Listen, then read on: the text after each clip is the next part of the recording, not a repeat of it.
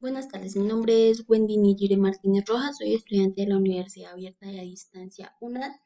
Este es mi documento de identidad y a continuación voy a explicar actividad que corresponde al taller número 2, modelar y simular con variables aleatorias.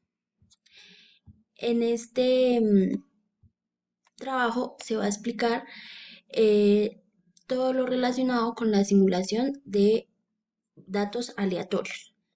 Como primera instancia nos pide responder unas preguntas orientadoras sobre qué es la dinámica del sistema. Esta metodología utiliza diagramas de flujo, ecuaciones diferenciales y simulaciones para representar y comprender el comportamiento dinámico de sistemas reales. Se utiliza para analizar y resolver problemas que involucran cambios a lo largo del tiempo y múltiples factores influyentes.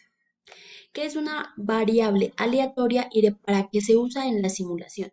Las variables aleatorias se emplean para introducir elementos al azar en un modelo y permite analizar cómo diferentes escenarios de entrada afectan el resultado de la simulación. Se utiliza la simulación para presentar la incertidumbre o la variable de los datos o eventos que afecten el sistema de proceso o modelado. La siguiente pregunta nos dice cuáles son los tipos de variables aleatorias que existen. Básicamente existen dos tipos de variables. Una se llama variable aleatoria discreta y la otra variable aleatoria continua. Estas se diferencian porque las variables aleatorias discretas nos arrojan números enteros y su probabilidad se puede medir con funciones probabilísticas, pero las variables aleatorias continuas nos arrojan datos con decimales, por lo cual sus resultados ocurren o se verifican por medio de una función de densidad. Cuarta pregunta, ¿se debe usar una computadora para obtener información adecuada en una simulación? Las simulaciones normalmente tienen datos muy elevados, por lo cual sería de gran dificultad hacerlo de forma manual. Por eso se utilizan equipos de cómputo para poder establecer estos datos y que las simulaciones sean más reales y sean más exactas y nos arrojen datos reales que se pueden dar dentro de la simulación. Eh, Quinto, ¿cuáles son las ventajas y desventajas de emplear una simulación con el sistema vacío y con el sistema en equilibrio? El sistema vacío, las ventajas es que identifica los efectos iniciales de la simulación. Evoluciona el sistema desde cero, entonces empieza desde una entrada hasta una salida. Permite comprender el proceso desde el inicio. Cada paso o cada área que se representa el proceso nos permite conocer cómo es el proceso desde su inicio hasta su final. Desventajas. No refleja la realidad, requiere más tiempo para obtener resultados estables y no captura la dinámica inicial o cambios en el sistema. En el sistema de equilibrio, los resultados pueden ser representativos. Estas operaciones son estables del sistema y ahorran tiempo. La desventaja principal que arroja este sistema de equilibrio es que se necesita analizar la fase de inicio desde un sistema así no sea adecuado. Sexto, establecer un esquema de los pasos necesarios para plantear un proceso de simulación. En este caso, nos arroja que son 6 pasos los que debemos seguir para poder plantear un proyecto de simulación. Lo primero es formular el problema. Esto se hace por medio de los objetivos.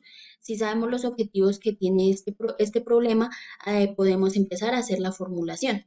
Vamos a después diseñar un modelo. Este se puede diseñar por medio de software, los cuales nos permiten conocer cómo es el proceso que se va a llevar a cabo y saber el proceso que tenemos y cómo se va a desarrollar dentro de la simulación. Después vamos a hacer una recogida de datos. ¿Para qué se hace esto? Para verificar la cantidad y la calidad de los datos obtenidos. Si esos datos son suficientes, son confiables y si sí son adecuados para nuestra simulación, para nuestra formulación del problema. Después se hace una construcción del modelo. Se construye el modelo teniendo siempre en cuenta que el propósito no es el modelo, sino resolver el problema. Verificar y validación. La verificación implica asegurar de que el modelo de simulación sigue las especificaciones del modelo conceptual. La validación requiere comprobar que las hipótesis de trabajo son correctas, es decir, el modelo debe basarse en el mundo real para que sus resultados sean válidos. Y por último, se hace un análisis que consiste en experimentar con el modelo realizado, para así poder conocer si si da los resultados válidos que se asemejen a la realidad del proceso que estamos ayudando a resolver. Seguimos con una simulación, pero antes de eso vamos a ver eh, la parte de Excel, la cual nos solicita hacer una simulación de unos datos. Eh, Lo primero que nos solicita es establecer un listado de 1000 números y vamos a utilizar la función aleatorio para que nos dé una cantidad de datos, los cuales nos puedan arrojar un gráfico de dispersión que nos permita reconocer cómo es el comportamiento de esos datos, de esos 1000 números que escogimos.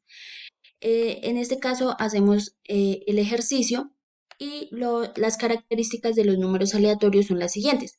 El gráfico de dispersión que representa la columna de datos aleatorios muestra el comportamiento de los datos. Esto nos permite establecer el comportamiento independiente de los datos que se establecen para generar el gráfico. Los datos se distribuyen de forma uniforme dentro del rango que se establece de 0 a 1000. Esto permite identificar la probabilidad de selección de los datos, incluyendo que cada uno de los datos tiene la misma probabilidad de ser seleccionado de forma aleatoria. El valor de los números aleatorios no depende de los valores generados. Esta es la parte de aleatorio. En la parte de distribución, lo que nos solicita es, en distribución nos solicita establecer 3 columnas de 100 números aleatorios, aplicando un tratamiento según fórmulas de Excel para ver el comportamiento normal, exponencial y uniforme de estos datos según la gráfica de cada columna. Para esto se debe tener en cuenta que en cada caso debemos tener los datos correspondientes a media, desviación estándar y un rango de 1 a 40. Entonces, tenemos la distribución uniforme, el límite superior es 40, el límite inferior es 1, nuestra media que es 40, nuestra desviación que es 50. Tenemos nuestros datos y utilizando las fórmulas de Excel nos da diferentes datos en cada una de estas columnas con las cuales podemos verificar el comportamiento de cada una de estas dentro de las gráficas que se solicitan en el ejercicio. Por último, nos piden hacer una simulación.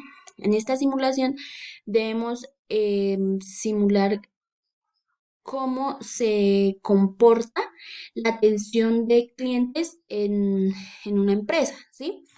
Para esto nos piden que establezcamos cuál es el tiempo de espera promedio que debe esperar, perdón la redundancia, un cliente para ser atendido. El tiempo de ocio promedio del servidor, el tiempo promedio del cliente en la cola, el tiempo promedio de servicio y el tiempo promedio entre llegada de los clientes. Entonces, para esto son 50 clientes. Nuestro tiempo de llegada vamos a utilizar la fórmula aleatorio entre 10 y 30 clientes, la cual nos va a arrojar el tiempo de llegada entre cada cliente. Uno puede tardar entre 28 o 21 minutos en llegar. El tiempo de servicio lo vamos a definir con aleatorio entre 11 y 25 y nos permite establecer que nuestros clientes pueden tardar de 11 a 25 minutos en llegar. El tiempo de espera lo hacemos restando el tiempo de llegada menos el tiempo de servicio y este nos va a arrojar el resultado. El tiempo de ocio lo obtenemos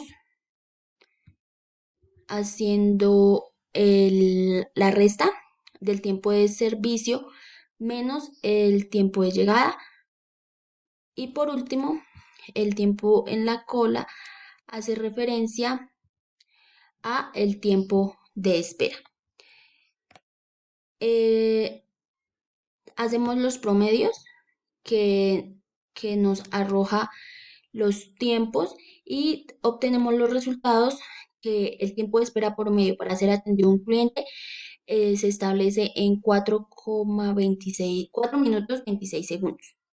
El tiempo de ocio del servidor en 17 minutos 26 segundos. El tiempo promedio del cliente que el cliente debe esperar es de 4 minutos 26 segundos. El tiempo promedio que se demora en ser atendido el cliente es de 17 minutos 26. Y por último, el tiempo promedio de llegada entre los clientes varía de 4 minutos 26 segundos. Estos datos vamos a hacer la simulación en Flexing. Entonces, tenemos la entrada, la fila de los clientes, el mostrador donde va a ser atendidos, punto de recaudo y la salida de los clientes. Vamos a recorrer la simulación, vamos a correr la simulación y vamos a adelantar un poco para ver el proceso. Entonces, como nos damos cuenta, aquí llega el cliente, pasa al mostrador y es atendido y ya sale. Esa sería nuestra simulación en Flexing del proceso que acabamos de ver. Muchísimas gracias. Dios los bendiga.